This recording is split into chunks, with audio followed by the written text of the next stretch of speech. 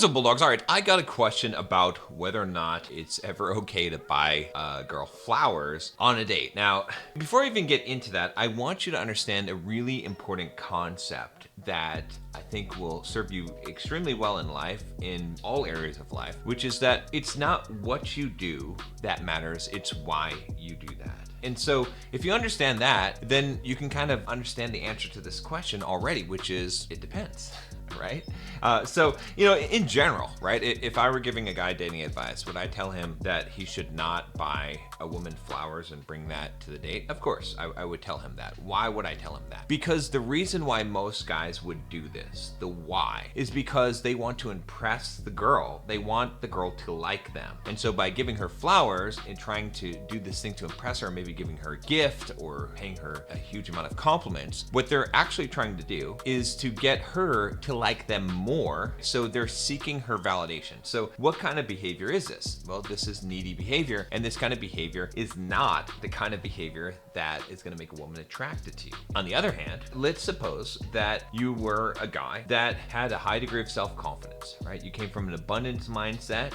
You're doing good financially, you're doing good physically, you've got plenty of options, plenty of women to date. You're not really coming from a scarcity mindset at all. And you, as a gentleman, you decide that, hey, this girl, I saw some flowers as I was walking to meet her at the restaurant where we were gonna have dinner, and I thought they were beautiful and that she was beautiful, and so I got these flowers and I'm gonna give her these flowers, right? Now, when you do it from that place of self-confidence and self-assurance, it has a completely different message. Now you might say, well, wait a minute, John, I still don't think that's a good idea. I think then this woman is going to think that you're a nice guy and think that you're a people pleaser and think that you don't have a high degree of self-confidence or low status. Like, why would you get her flowers when you're just meeting her for the first time on a date? And I understand those reservations, but you have to understand that those thoughts come from a scarcity mindset. They don't come from a mindset of what I would call power instead of force, which we'll talk about this more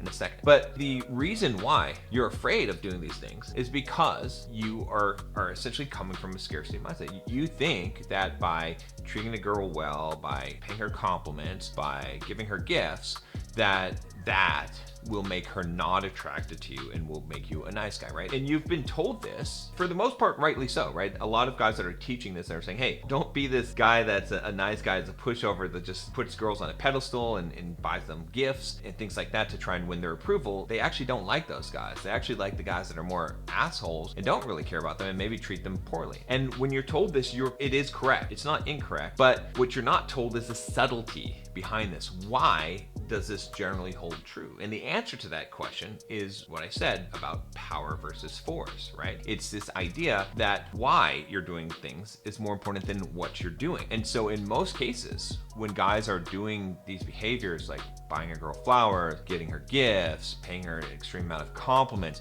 doing these kind of nice guy behaviors, most of the reason why they're doing it is because they're seeking validation, they're seeking approval, they're being needy, they want the girl to like them. That's why they're putting the girl on a pedestal. Whereas if you take a guy that's very secure, that's very confident, that has plenty of women, that doesn't really care about this single interaction, that is more outcome independent, he's going to be free to do what he wants to do. If he wants to give a gift, he gives a gift because he doesn't have any strings attached. He doesn't expect anything. He doesn't even expect appreciation for it. He's just doing it because out of the kindness of his heart, out of love. We could say the difference between a nice guy and a kind guy, right? And so I've actually created a more in-depth video talking about this concept I was just telling you about power versus force. And what I found in coaching guys is that if you come from a position of power instead of one of force, then women are not just going to date you, they're going to become obsessed with you. So if you want to learn about that, I created actually a full in-depth video about power versus force in dating in the Bulldog Mindset membership. I just put it out last week, and if you want to go through that whole thing, just click the link down below and you can watch that video. And I go into much more depth